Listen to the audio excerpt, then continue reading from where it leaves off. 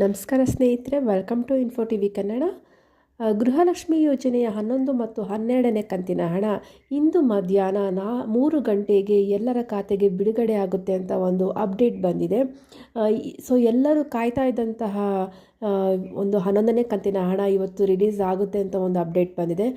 ನೋಡಬೇಕು ಯಾವ ರೀತಿ ಇವಾಗ ಎಲ್ಲರಿಗೂ ಅಕೌಂಟ್ಗೆ ಎಷ್ಟು ಜನಕ್ಕೆ ಹಾಕ್ತಾರೆ, ಯಾವ ರೀತಿ ಹಂತ ಹಂತವಾಗಿ ಹಾಕ್ತಾರಾ ಏನು ಅಂತ ನೋಡಬೇಕಾಗಿದೆ. ಮತ್ತು ಇನ್ನೊಂದೇನು ಅಂದರೆ, ಈಗ ಆಲ್ರೆಡಿ ಕೆಲವೊಂದಷ್ಟು ಮಹಿಳೆಯರನ್ನ ಗೃಹಲಕ್ಷ್ಮಿ ಯೋಜನೆಯಿಂದ ಹೊರಗಡೆ ತೆಗೆದಾಕಿದ್ದಾರೆ, ಅಪ್ಲಿಕೇಶನ್ಸ್ನ ರಿಜೆಕ್ಟ್ ಮಾಡಿದ್ದಾರೆ. ಏನಕ್ಕೆ ಅಂದರೆ ಅವರು ವೆರಿಫಿಕೇಷನ್ ಪ್ರೋಸೆಸ್ನ ಸ್ಟಾರ್ಟ್ ಮಾಡಿದರು. ಇದರಲ್ಲಿ ಯಾರು ಅನರ್ಹ ಇದ್ರೋ ಅವರ ಒಂದು ಅಪ್ಲಿಕೇಶನ್ನ ಇವಾಗ ರಿಜೆಕ್ಟ್ ಮಾಡಿದ್ದಾರೆ.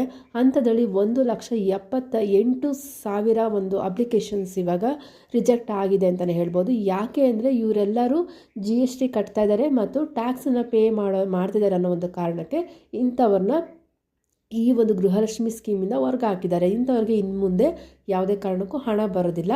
ಆದರೆ ಒಂದನ್ನ ಏನು ಹೇಳ್ತಿದ್ದಾರೆ ಅಂದರೆ, ಅಕಸ್ಮಾತ್ ತಪ್ಪಾಗಿ ಅಂದರೆ ಸಿಸ್ಟಮ್ ಎರರಿಂದ ಇಲ್ಲ ಟೆಕ್ನಿಕಲ್ ಇಶ್ಯೂಯಿಂದ ನಿಮ್ಮ ಹೆಸರು ಕೂಡ ಈ ಲಿಸ್ಟಲ್ಲಿ ಸೇರಿಕೊಂಡಿದ್ರೆ ನೀವು ಒಂದು ದೃಢೀಕರಣ ಪತ್ರವನ್ನು ತಂದು ಆಹಾರ ಇಲಾಖೆಗೆ ಸಲ್ಲಿಸೋದ್ರಿಂದ ಮತ್ತೆ ನಿಮ್ಮ ಒಂದು ಗೃಹಲಕ್ಷ್ಮಿ ಯೋಜನೆಯನ್ನು ನಾವು ಸೇರಿಸ್ಕೊತೀವಿ ಅಂತ ಹೇಳಿದ್ದಾರೆ.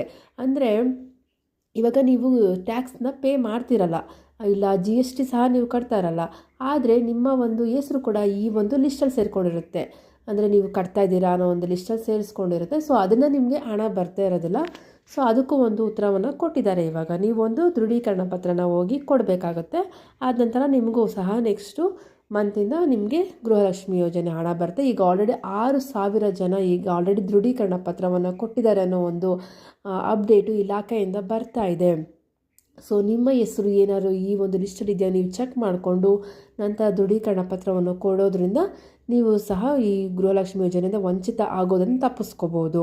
ಮತ್ತು ಇನ್ನೊಂದೇನು ಅಂದರೆ, ಗೃಹಲಕ್ಷ್ಮಿ ಯೋಜನೆಯ 11 ಮತ್ತು 12ನೇ ಕಂತು ಭಾಳಷ್ಟು ಗೊಂದಲ ಇದ್ದಿತ್ತು.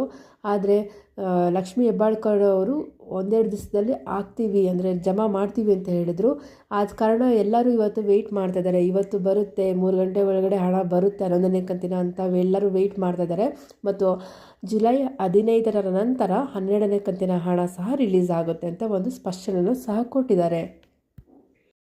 ಸೊ ಇದರಿಂದ ನಿಮಗೆ ಯಾರಿಗಾದರೂ ಇವತ್ತೇನಾದರೂ ಹಣ ಒಂದು ಜಮಾ ಆಯಿತು ಅಂದರೆ ಖಂಡಿತವಾಗ್ಲೂ ಕಮೆಂಟ್ ಮಾಡಿ ತಿಳಿಸಿ. ಸೊ ಅದರಿಂದ ಎಲ್ಲ ಮಹಿಳೆಯರಿಗೂ ಗೊತ್ತಾಗುತ್ತೆ 11ನೇ ಕಂತಿನ ಹಣ ರಿಲೀಸ್ ಆಗಿದೆ, ಎಲ್ಲರಿಗೂ ಜಮಾ ಆಗ್ತದೆ ಅಂತ ಒಂದು ಎಲ್ಲರಿಗೂ ಒಂದು ಕನ್ಫರ್ಮ್ ಆಗುತ್ತೆ.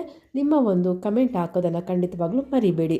ಇದಾಗಿತ್ತು ಗೃಹಲಕ್ಷ್ಮಿ ಯೋಜನೆಯ ಕುರಿತ ಒಂದು ಲೇಟೆಸ್ಟ್ ಅಪ್ಡೇಟ್.